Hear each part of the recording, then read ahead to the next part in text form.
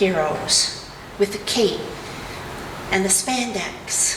Trust me, nobody looks good in spandex. We all know that, right? We want to be heroes, and so we cram as much as we can into our minutes and our days and our weeks, and we get overwhelmed. I remember having a conversation when I was at Knox College with a young woman who was in seminary with me, and she was quite a bit younger, with a 2-year-old. And I said, how do you balance everything that you have to do? My kids were older when I went to seminary.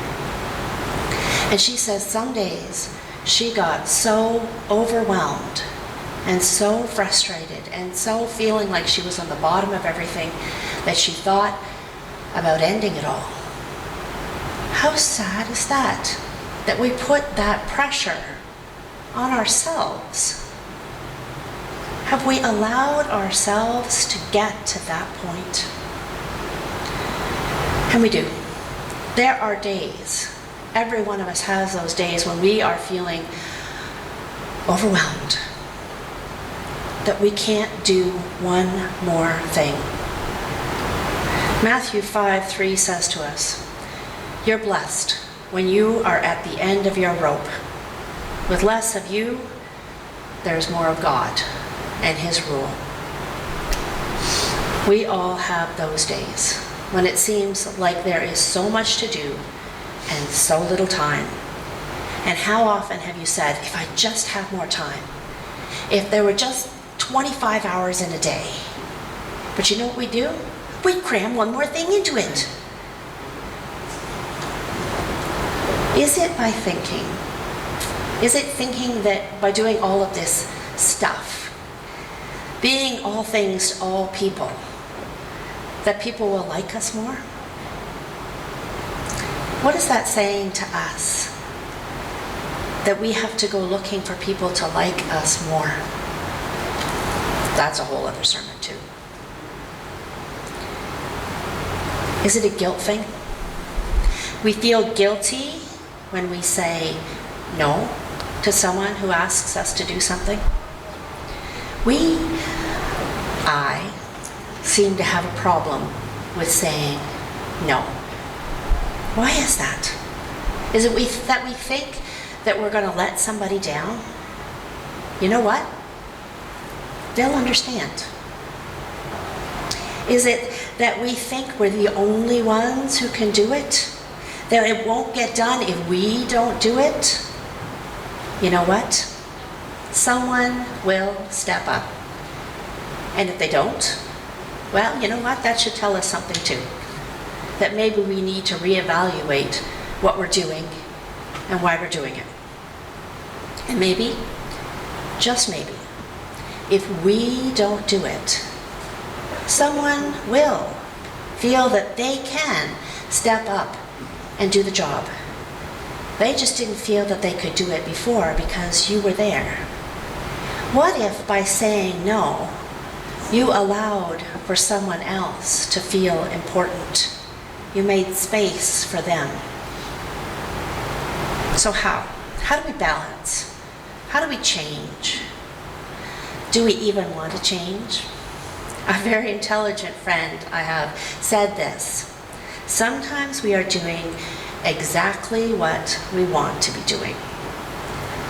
We would rather paint ourselves as martyrs than do something else that we don't want to do. Maybe by having so many things on our plate, we are using that as a way of avoiding justification for not going to the gym. Maybe it's a way of avoiding a relationship. We are allowing our dysfunction and calling it functional, being self-deceptive by saying and thinking that we have it all under control. But it's important to realize we can't always juggle it all. Sometimes we can't keep it all together. Sometimes we just need to stand back and sit down for a minute and get our priorities straight. Realize what's really important to us. And only you can figure out what's important to you. I can't tell you what should be important to you. That's up to you to judge that, and no one else. Is it the new car that's important? Is it being home with the kids? Is it the gardening? Is it the housework?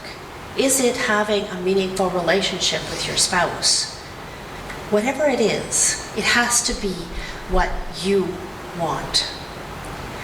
If you let anyone else make that decision, either consciously or unconsciously, what I mean by that is, there are always going to be folks that will guilt you into doing something that you don't want to do. And you will resent it. Make it about what you want to do. And just as importantly, look at the guilt we put on ourselves. Look at your shoulds. When we say, I should be doing this, I should be doing that. The shoulds are our way of doing something we wish we really didn't have to do, right? I have said this to a number of people, and I heard it from a very good friend. She says, don't should on yourself today. Don't put that pressure on yourself.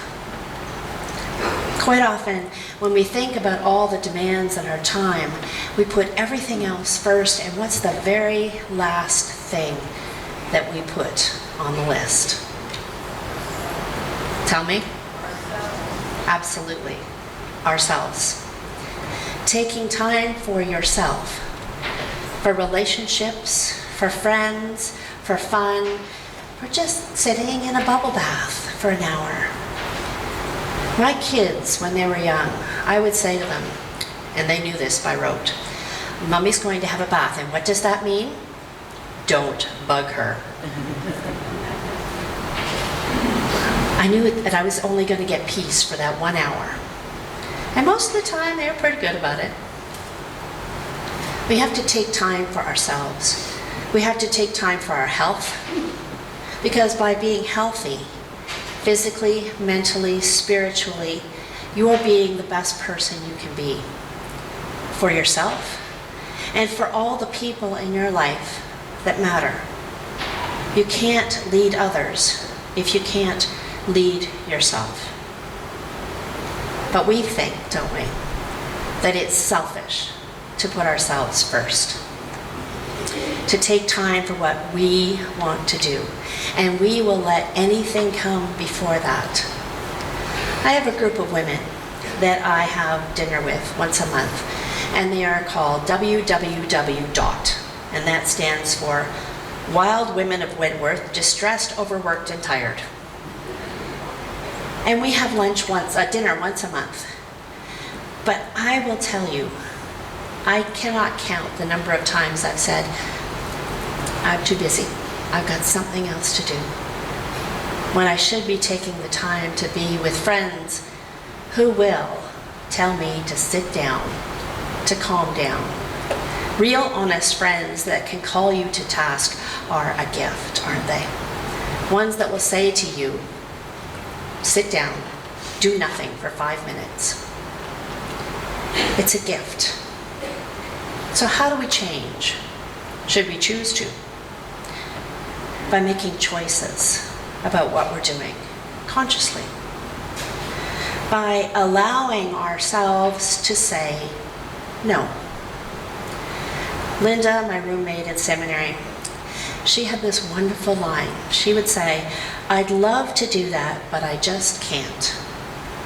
Stop. That's the end of the sentence. No excuses, no prevaricating, no trying to come up with something. Saying, for a variety of reasons, that just isn't possible right now.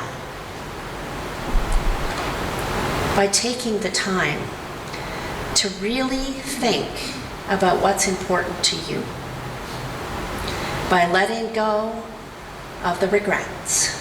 You know that song, Regrets? I've had a few. I'm not going to sing it for you. Letting go of those. They're counterproductive. By being gentle with ourselves, we are doing the very best we can do. Jesus, at the very beginning of his ministry, before he had taught or healed or preached, he went into the desert and he was baptized. And when he came up out of the water, God said to him, "This is my son in whom I am well pleased." Not what he had done, but who he was. Not what you do, but who you are. A beloved child of God. This is a relationship that has no strings, no demands, no shoulds. This is our spiritual health, our faith. It is, and it has, the greatest ability to ground us, to keep us centered, to keep us whole, to keep us healthy. It gives us a chance to stop and reflect and to be honest. And we can do that the best way in prayer. Prayer is indeed a gift for us. It is a conversation that we allow ourselves to be honest with God, to say everything and anything in prayer, and to listen, because that's the other important part of conversation, isn't it? To talk and then to listen to what God is telling you. And listen to what you're saying to God, because that's going to give you some pretty good clues about where you should change, should you choose to. Taking 5 minutes, morning and night, to just stop and be. Making it part of your day. Making it part of who you are. We don't always have to be superwoman or superman or super pastor or super grandparent or super mom. We don't have to be that Proverbs woman. Because right at the end of that passage from Proverbs, it says, "A woman who honors the Lord should be praised." We don't have to do it all. We don't even have to want to do it all. Sometimes we just have to be. Be the person God created you to be. And take the time to talk to God about what that is for you. Amen.